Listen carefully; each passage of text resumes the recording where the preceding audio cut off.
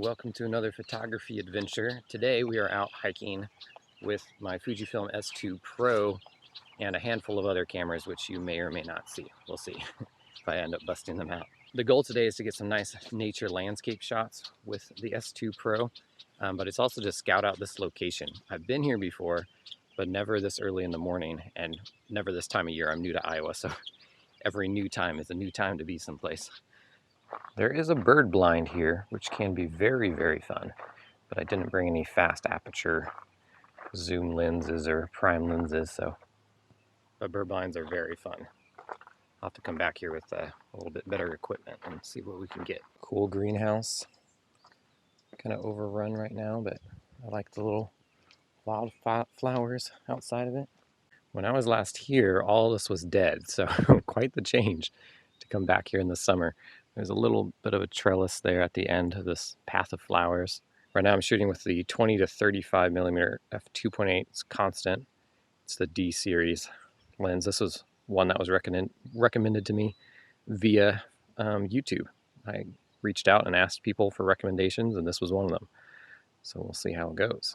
You may have noticed this, or maybe you haven't, but I never am out here with a tripod. Just like I'm missing camera straps sometimes. Just kind of a weird quirk.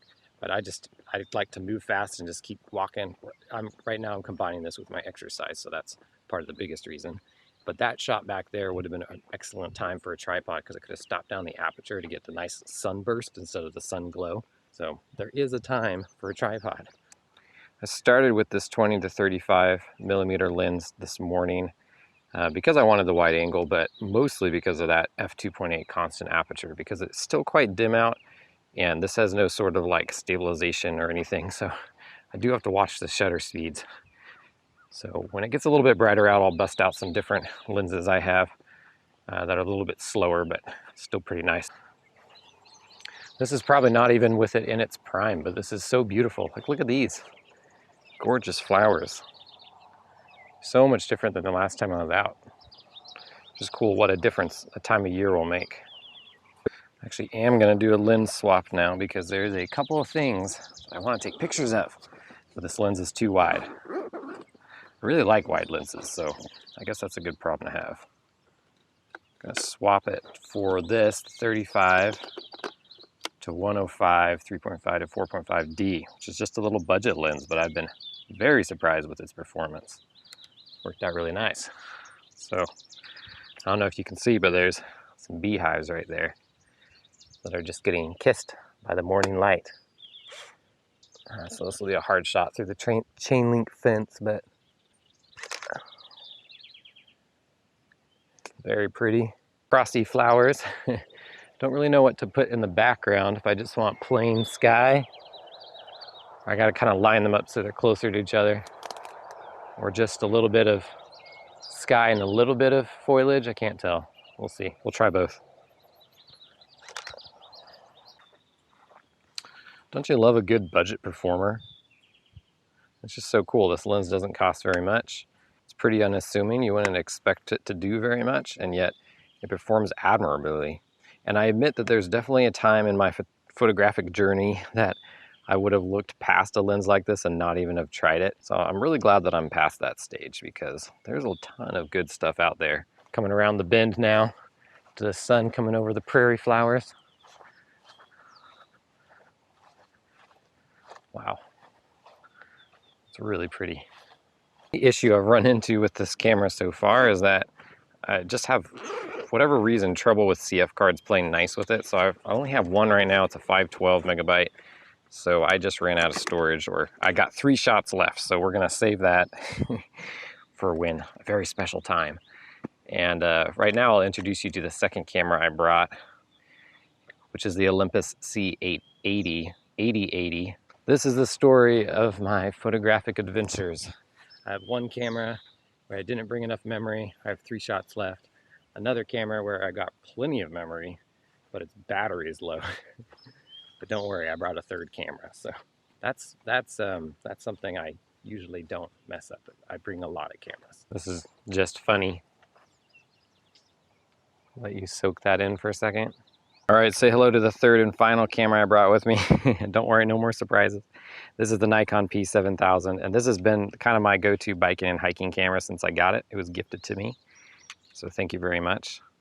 And it works fantastic. The screen on this camera is huge, which is very luxurious compared to the other old cameras that I shoot with. And then it's a little slow, but honestly, compared to the C880, then you're like, oh, well, this is a fast camera. So everything's in, you got to put a perspective on it. The P7000 also has a macro mode that I've never played with, so we're about to find out what that can do. Seems crispy. Everything looks better on this big screen. I think I'm going to use one of my last Fujifilm S2 Pro shots for this. I love the orange light that's coming through. I love there's this central tree that I'm going to frame it on that's like crooked at the top, but I'm going to frame it anyway, so it just kind of goes off the top like that.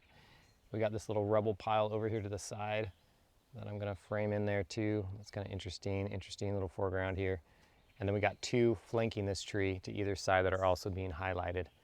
So it's going to be a cool shot. Ended up taking two shots, one closer and one wider.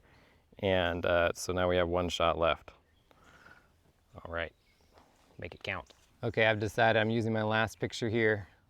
These are being lit really beautifully compared to the background. Got some beautiful blue in the sky, beautiful greens and oranges from the light.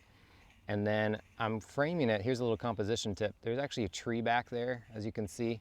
But if I framed it like that, it just doesn't look as nice with the two trees. So I kind of purposely lined myself up so it covers that rear tree. That's something I do quite a lot. So thinking about the foreground, your subject, but pay really close attention to the background and what's going on.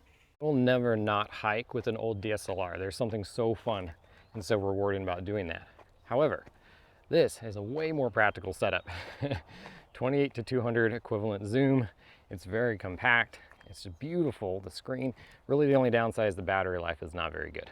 So pack a few extra batteries. But what an adventure companion this camera is. Should not be overlooked. And yeah, there's some types of shots you may not be able to get with this camera that you could with a DSLR and some extra depth of field or lenses or whatever. All things considered, just as a walk around snapshot of your hike adventure, this camera is pretty awesome. Well, this place just seems like the dream to bring a 300mm f4 paired with a macro lens and just go at it. A lot more birds have been coming out now that the sun has come out. There's beautiful wildflowers just everywhere. Look at that. You can hear the red-winged blackbirds behind me. So I'll have to come back. It's completely transformed, obviously, since it was winter, but being my first time here in Iowa, I just have no idea what it's gonna look like. But it's just gorgeous, the prairie land. It's really growing on me. Not the most dramatic landscapes, but it is growing on me. Hope you enjoyed hanging out with me on this photographic adventure and enjoyed the photography talk.